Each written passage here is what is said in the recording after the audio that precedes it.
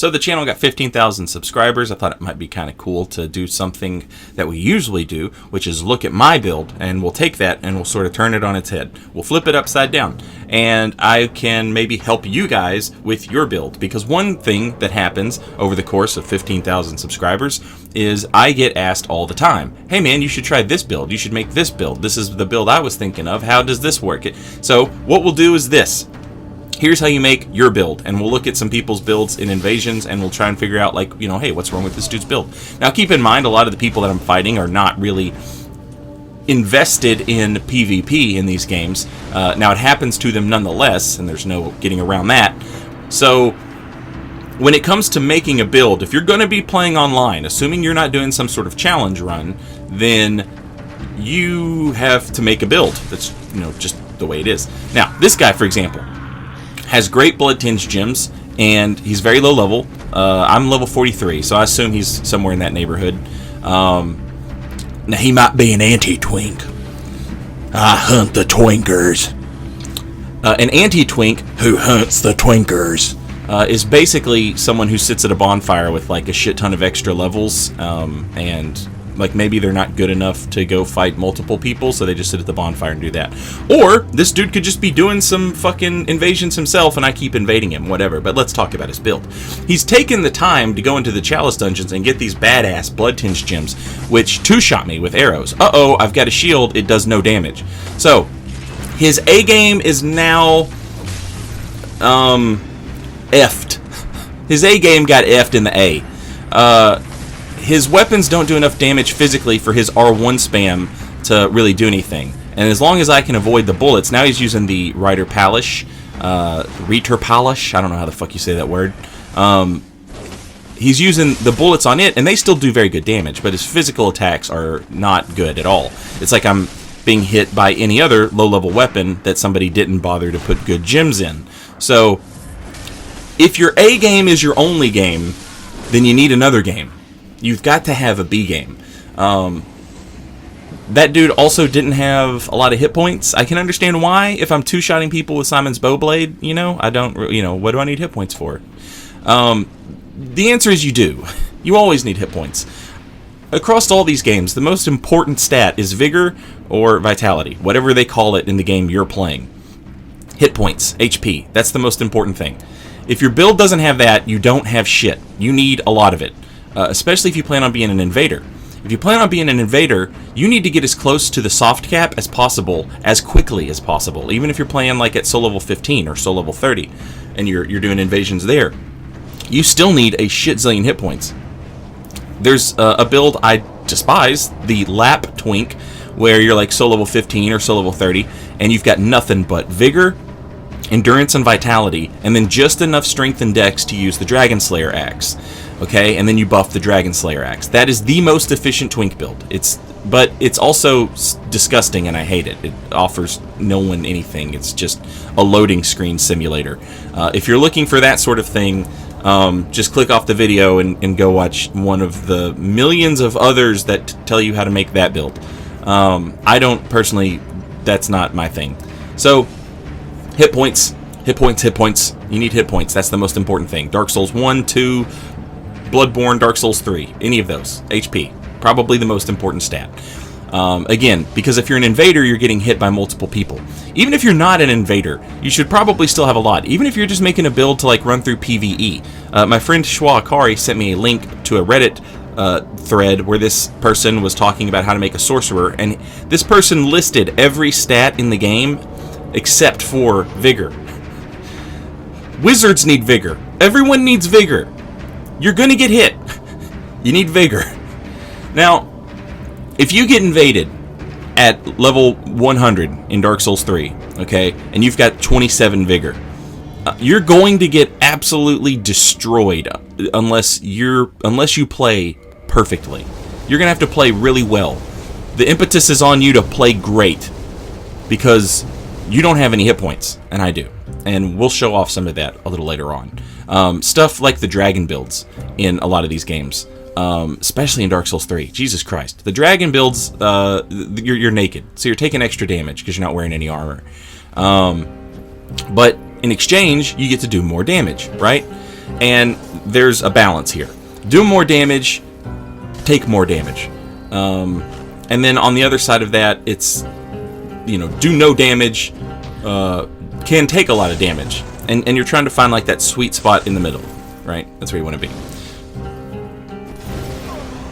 So, vigor, super important. Then we'll come down to minimum requirements.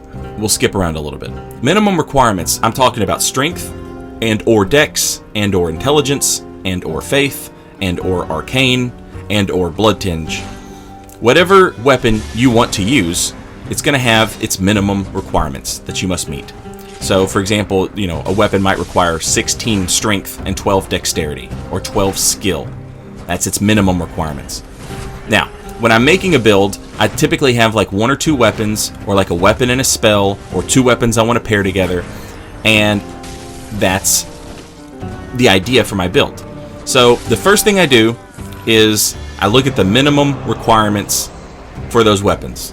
And I get those stats in order. Get my strength where it needs to be, dex, intelligence, faith, arcane, blood tinge, whatever.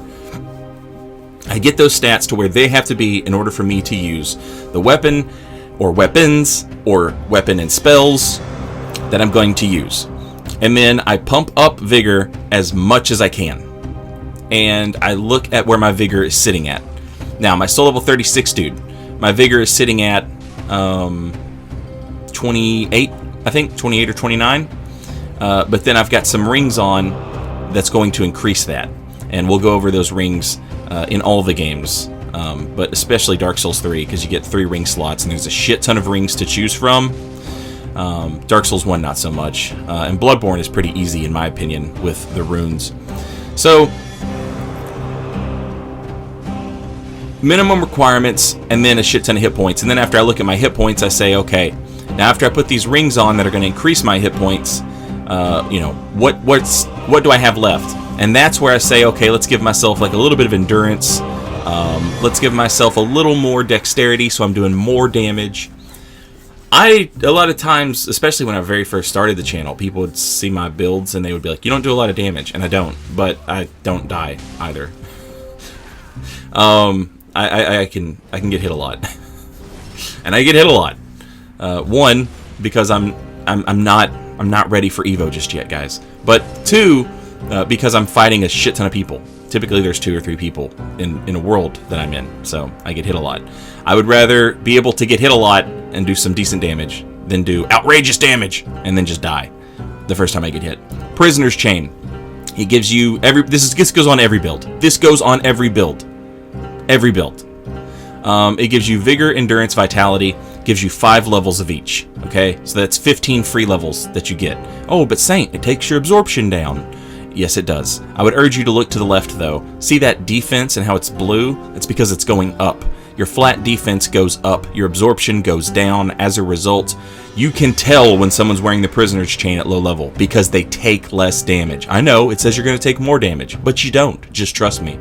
It also gives you 5 levels of vigor, endurance, and vitality, which allows me to take this up to 30-something vigor, okay? And then we're going to slap the Ring of Favor plus 3 on there. And again, this one's very good for just about every build. Ring of Favor is actually better at higher levels. Prisoner's Chain is better at lower levels. But I like them both all the time. Ring of Favor doesn't give you levels. It skips the middleman. It just gives you more HP, stamina, and equip load. No extra stats, no extra levels. Just straight HP, stamina, and equip load. It's percentage based, which means if you're wearing it and you've got 40, 40, 40 vigor, endurance, vitality, you will get better returns than I get at 20, 20, 20. Does that make sense? Because it's based off of percentage. You're getting a multiplier there. So I'm wearing the Ring of Favor and the Prisoner's Chain. I think there's no reason not to have those on every build. Then you've got rings like Dexterity Ring, the Hunter Ring, the Strength Ring, which is the Knight Ring, the Intelligence Ring, which is the Scholar Ring, the Priestess Ring, which is the Faith Ring, right? And those can help you meet your minimum requirements. You can use those to offset stats that you don't want to commit to. So like, oh, this is a Dex build, but he needs 12 Strength, or I need 17 strength and I've only got 12 because I want to use a great sword. Okay, we'll just slap the Night Ring on him and boom, there's 5 levels of strength for free. Or you can say, this is a dex build, I'm going to throw the Hunter Ring on it, and now all of a sudden it can do more damage because it's got 5 free levels of dexterity. Also, any ring that gives you X number of free levels is going to raise your flat defense. And at low levels, again, that helps because the weapons aren't upgraded all the way. And so you're taking less damage from each hit, and it really adds up. It really, really does add up. You're taking less damage from each hit. You can tell when someone's wearing the Prisoner's Chain in Dark Souls 3. Now in Bloodborne, we're just going to make our own Ring of Favor. Okay? We've got 3 rune slots, and we've got 1 Covenant rune slot. Alright, so here's my Ring of Favor. And I think this is pretty widely accepted amongst the Bloodborne PvP community as what you ought to be doing. So give yourself the best clockwise metamorphosis rune, which is 15% extra HP. Then give yourself the second best clockwise metamorphosis rune, which is 10% HP. Equip both of those. They stack together. Now you've got 25% extra HP. Then we're going to give ourselves the anti-clockwise metamorphosis rune, which gives us 20% extra stamina. You can get the top tier version of these, the 15% clockwise and the 20% anti-clockwise, from the False Depth dungeons. If you don't know what that means and you're interested in it, just Google it. Those are free. Easy game, easy life. And I would recommend those even if you're just doing PvE through the game. They're a huge help. They are wildly beneficial. Also keep in mind, in Bloodborne and Dark Souls 1, the soft cap for HP is around the 50 level 50 vigor / vitality. So you're going to want to have closer to 50, whereas in Dark Souls 3 you're going to want to have closer to 40, right? So that brings us to endurance. Endurance is kind of, in Dark Souls 1 it's really important. It's really important because it determines your equip load. In the other games it's not that important. That's why most people in Bloodborne don't even fuck with it. They won't level it up at all, or level it up to like 15 at most, even at like 150. Even people who are PvPing at blood level 150 only have like 15 endurance. Think about that. Think about how many stats they have, and their endurance is at 15 tops max. Now, you can up that a little bit, but really, you don't need to. Dark Souls 3 is very kind of similar. I have started playing with much less endurance in Dark Souls 3 than I used to. Now, if you've got like a big, huge, ultra great weapon, or a big ass hammer, then yeah, you might want some endurance. Just so you can swing it a few times and still be able to dodge and get out of people's way, stuff like that. Absolutely worth. In my opinion, a little extra endurance. In Dark Souls 3, if you're going to be blocking a lot, if your build has a shield, then maybe look at giving yourself a little bit more endurance. If you're going to play like the Sticky Bandit, his low level build can do that sellsword combo like 100 times off 1 stamina bar. If that's the point of your build, then absolutely, for sure, give yourself all the endurance you need. I'm just saying you can kind of do without it. But if you've noticed how the conversation has gone thus far, this very one-sided conversation that I'm having, what I'm telling you is you can pretty much do without a lot of stuff. It basically comes, what you cannot do without is hit points. That's what it comes down to. You need hit points. You need vigor. You need vitality. You're going to get hit. So, in Bloodborne, a lot of your damage is coming from the fact that there's no weapon level matchmaking, which means I can take these plus 9 weapons that I've got here, plus 10 weapons even, and I can go fight these people who have probably like plus 3 and plus 4 weapons, okay? And I'm out-damaging them because my weapon is upgraded more. Then you can go into the Chalice Dungeon and you can get yourself some crazy good gems if you so choose. Again, I've said this before. I'll say it again if you ask me. In my opinion, blood gems are not that important for low-level invaders. Most of the time, the people you come up across, they're co-opers. Why are they co-oping? Because this game is difficult. Why is this game difficult? Because they're not doing any damage. Why are they not doing any damage? Because they didn't go into the Chalice dungeons.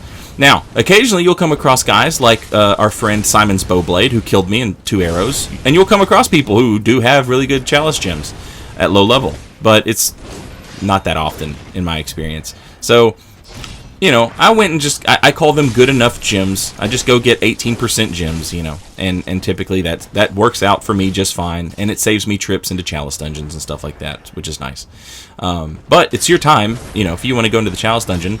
I enjoy the Chalice dungeons. I think they're fun, so, you know, there's nothing wrong with going and farming a little bit for some good gems.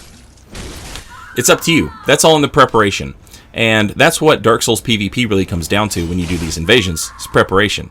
The invader is prepared to take on his opponents. The host and his phantoms, are they prepared or not? If they're prepared, then the invader has a hard fight ahead of him. If they're not prepared, then, you know, the invader typically acts as he's supposed to, as basically just a deterrent from the level. You don't get to access the rest of the level. You don't get to beat the level with your co-opers, because I made the level hard again when you tried to make the game easy. So, you know, keep that in mind. It's all about preparation. But, again, it can be about preparation even if you're just making, like, a PvE build. If you're just making a build to run through the game, and you don't really have PvP in mind. Well, if you're playing online, keep in mind, PvP is going to happen. Occasionally, it's going to happen to you. Probably. So, just because it's not something you plan on doing, doesn't mean it's not something that can't happen. And I'm here to tell you, as someone who has done a shit ton of PvP, just because somebody has the best PvP stuff on their character doesn't mean that they know anything about what they're doing at all.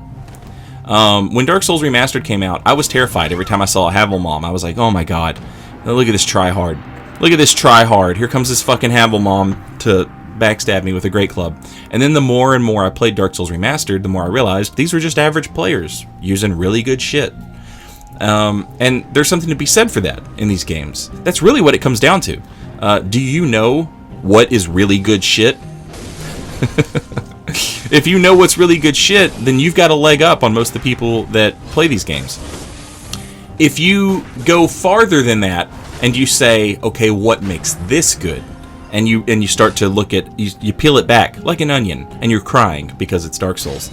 And you're like, what makes this good? Is it because Ludwig's Holy Blade has a guaranteed 2-hit combo that'll absolutely kill most players? Yeah, that's what makes Ludwig's Holy Blade good. There's things that make... Everything's got some redeeming quality in it. Everything's got some redeeming quality in it. It's just on you to sort of find that redeeming quality. Now, the thing about redeeming qualities is they can be a bit different. The redeeming quality of the Hunter's Axe in PvE is that fully charged R2 does a shit zillion damage and knocks people down. However, that is not the redeeming quality of the Hunter's Axe in PvP. In PvP, that fully charged R2 is pretty trash, and you might get parried for it. At best, you're going to get outspaced and deleted. At worst, you're going to get parried and fucking styled on. So, what makes it good, though? What makes the Hunter's Axe good? It's got really cool transformation attacks. It does a shit ton of damage. The R1s aren't very slow, for a heavier weapon. It's got hyper armor on several of the attacks. It's a fun weapon. It's a very good weapon. It's just knowing the range and the spacing on it and how to work. In my opinion, I like coming at people with the transformed version because it's a bit like a halberd, and it's got really good range on it. And then when someone starts dancing in with me and they start getting real close in with me when I'm using that Hunter's Axe, that's when I like to use the transformation attack and use the smaller, faster variant when they're staying right on me. But if they're like really trying to space me out or stay far away from me, I like to use the Hunter Axe's transformed mode because, like I said, it's a bit like a halberd or a glaive. It's a lot of fun. But every weapon in all these games has some redeeming quality, and it's just about finding that redeeming quality and parrying it with your build. And then it's, you need to know okay, this is a good quality in this weapon, but is it a good quality for PvP or is it just a good quality for PvE? One thing that people do, they come to me and they say, hey, have you ever considered making a regeneration build? Have you ever considered making a build that has regeneration as the main focal point? No, I have not, and I never will. And this is why I do invasions. Now, if you do duels and you made that regeneration build, I could understand, because there's no healing. It's 1v1, guaranteed. It makes sense that you would want to have an ability that your opponents don't, getting your health back. But in invasions, everybody can get their health back, and the longer I draw things out, the more likely the host is to get another phantom. Especially in Dark Souls 3, they can just run back to the bonfire and summon another guy, or they can equip the Way of the Blue and get a new guy. Create extra villagers. I don't need that. That's bad. That's bad for business. While I'm not making world beater builds, dark bead twinks and dark bane, I'm not making these dark bead twinks and stuff like that. I am making builds that can hopefully put somebody away quicker than they can summon someone to come help them, because that's part of the danger of doing invasions. That's one of the things that goes against you, is they can have other people and you can't. So when you talk about what makes something a redeeming quality, take into consideration, is it a redeeming quality for PvP, and is it a redeeming quality for my purposes? Is it a redeeming quality in duels? Maybe in duels people don't get hit by that Ludwig's transformation, but maybe in invasions they do get hit by that Ludwig's transformation. Stake Driver is a fantastic example in Bloodborne. It's hard to hit somebody with a fully charged R2 in a duel, but it happens in invasions. So those redeeming qualities like hyper armor, things like that, they matter. Take those redeeming qualities, and that's what sort of gives you the idea for your build. Alright, now, here's an example of my soul level 90, Dark Souls 3, playing some Dark Souls 3. We got a soul level 90 intelligence build, alright? And I have invaded a soul level 90-ish intelligence build. So, int build versus int build. Let's take a look at what happens. Hello, I am an intelligence build. I'm an intelligence build too! Oh god, you backstabbed me and all my health went away! Perhaps you should not be wearing those stupid ears. Perhaps I should not, friend. Perhaps you should have invested in vigor. Perhaps, friend, I should have. Look at my damage. Isn't it decent? It is very decent. Unfortunately, you died in 2 R1s because you don't have health. That was a dramatic reading by Saint Riot. Hopefully, that hit points, man. Get yourself some fucking hit points. That dude had like all the shield magic and soul mass magic. And he did good damage with the Moonlight Greatsword. But just damn, son. Get some hit points. Get some vigor. That's how you make a build. You give it some vigor. You want to be able to take, like, if you don't know how to toggle escape, then you don't want to die in 3 hits. Vigor. Your vigor needs to last longer than my endurance. My stamina bar should not be able to completely remove your HP bar. Think of it like that. How does that work? Y'all, like, that's a pretty good little... If I can deplete my stamina bar and it completely depletes your HP bar, we have a problem.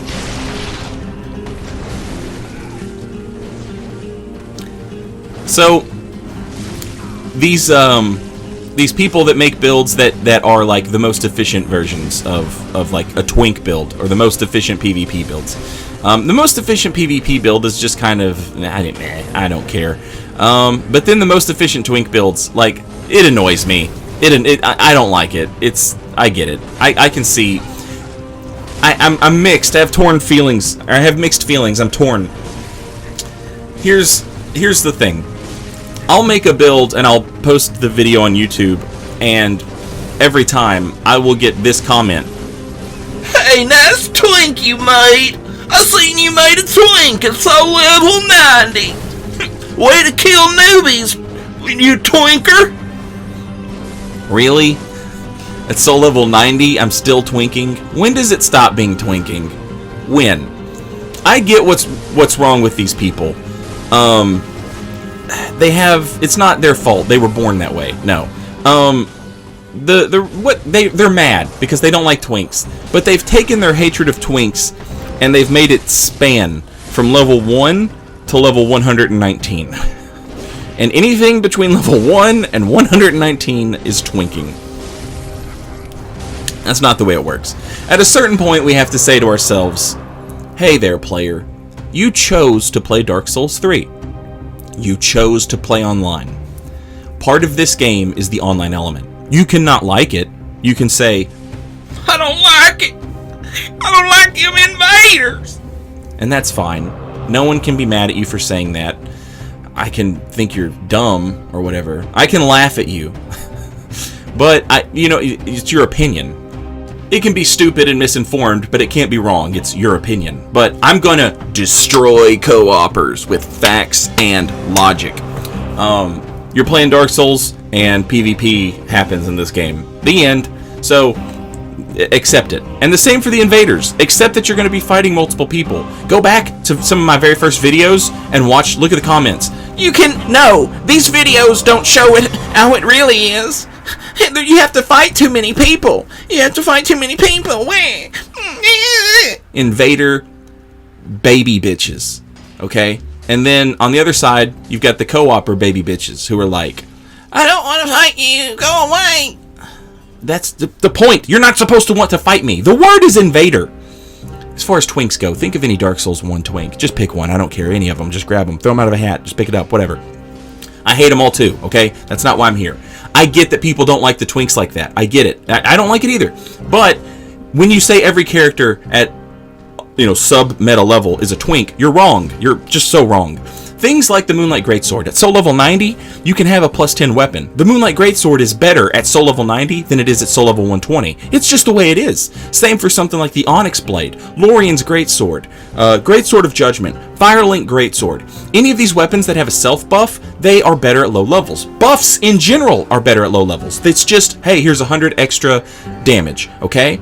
Now, 100 extra damage at level 120 versus 100 extra damage at level 15. Where is it better? Oh, it's better at lower levels, where people have less hit points and 100 damage matters more.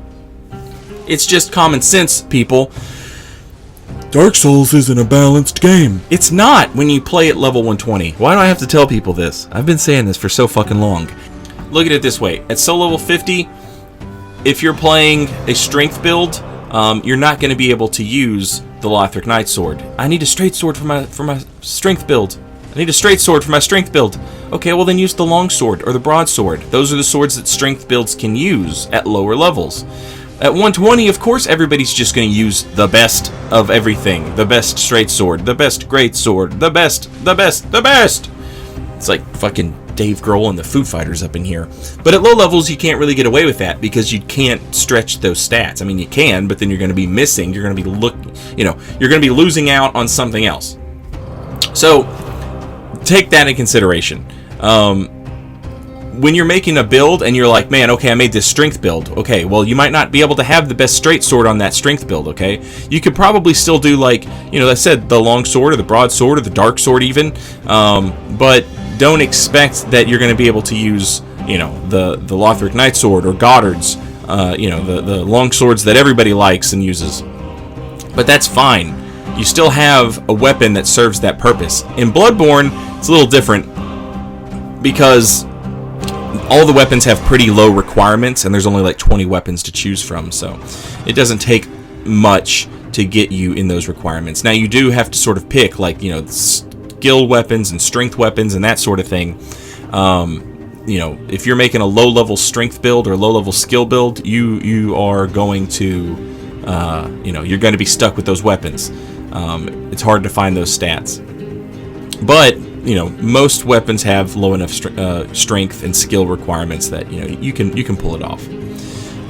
The other thing is buffs. Okay, so you've got all these weapons that we talked about that perform better at low levels. The Great Sword of Judgment, Firelink Greatsword, Onyx Blade, Lorian's Greatsword, weapons that have self buffs that perform really well at lower levels. Buffs in general perform better at lower levels. because, like I said, it's 100 extra AR. It's 100 extra damage. Now, when is 100 extra damage going to come in more? When is it going to be a bigger deal? At soul level 120 or at soul level 15? There's, you know, almost 100 levels worth of difference. There's more than 100 levels of difference there, you know? So, yeah, the buffs work very, very well at lower levels. But that's like the mustard. That's just mustard on a hot dog, man. That's just mustard on a hot dog. That's just gravy. But that's the way I look at it when I make a build. So if you're thinking about making a build for any of these games, that's the advice I would give you.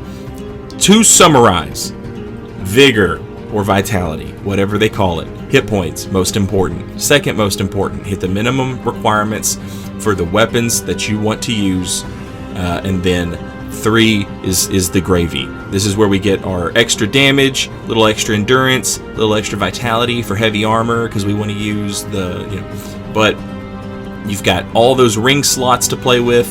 You've got all these areas where you can stuff extra hit points into your build. You can stuff extra stats into your build in any of these games. But most importantly, first and foremost, and I don't care if it's PvE or PvP, hit points. You need some hit points, man. You need some hit points. Get yourself some hit points. Do yourself a favor. Anyway, that's the video. I hope you enjoyed it. Hope you learned something. And I'll see you guys next time. Later, y'all. Oh, shit. Got the shadows. I gotta be careful.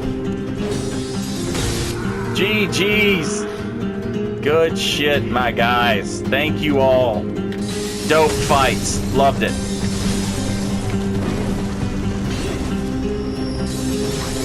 Oh, fuck. Go away. Go away. Go away.